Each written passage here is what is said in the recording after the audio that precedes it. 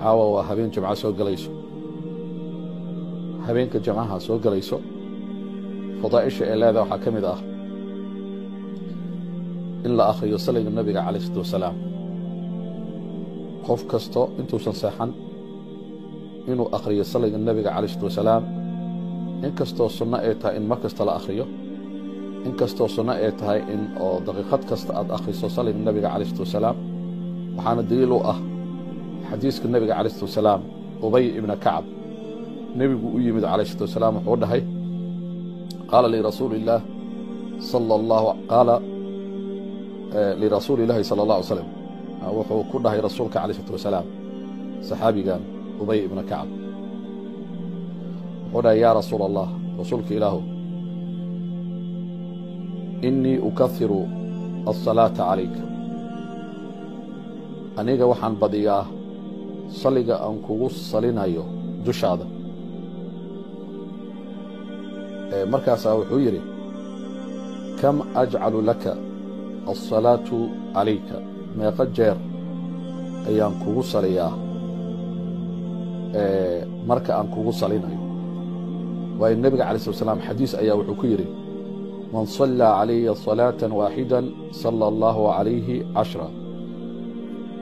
qofkii nebiga ku saliya hal mar ilaahay subxaana wa tacaala wuxuu ku saliyaa 10 marka waxaa la yidhi salaada oo ilaahay subxaana wa tacaala addoonka uu ku saliya waxaa loola jeedaa alraxma naxariisuu addoonka u naxariisanayo naxariista ilaahaad helaysaa wax ku dhibayo o dhan ilaahay wuu kaa ilaalinayaa iyo waxaa lagu fasiray waridwaan ilaahay raalli uu kaa noqonayaa nebiga calayhi salaatu wasalaam ilaahay ayaa ku saliya ina allaha wamalaa'ikatahu yusalluuna cala annabiy yaa ayuha aladiina aamanuu salluu calayhi wasallimuu tasliima ilaahay iyo malaa'igtiisa waxay ku saliyaan nebiga markaas ilaahay wuxuu amray dadka mu'miniinta inay rasuulkay ku saliyaan salaatullah cala annabiyi calayhi salaatu wasalaam saliga nebiga lagu saliyo ilaahay uu ku saliyo waxaa la yidhi waa alraxma waridwaan ilaahay uu u naxariisto rasuulka raallina uu ka noqdo salaada oo malaa'igta ay ku saliso nebiga calayi slam waxaa lagu fasiray adducaa waalistikfaar duco iyo maaragtay iyo dembi dhaaf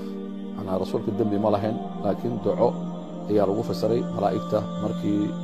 oo rasuulka ay ku salinayso salaatulmu'miniin markii mu'miniinta ay ku salinayaan nebigooda calayhi salaatu wasalaam waxaa weeyaan iyadana alraxma naxariis ilaahay aan u dalbayno nebiga calayhi salaatu wasalaam allahuma salli wasallim calayhi waatan aan leenahay ilaahu u naxariiso waayo nebiga calayhi salaatu wasalaam nabadgelyo korkiisa yeel wax kastoo dhibaya ka ilaali intuu noolaa iyo intuu dhintayba saliga nebiga calayhi salaatu wasalaam fadaa'isheedu way badan tahay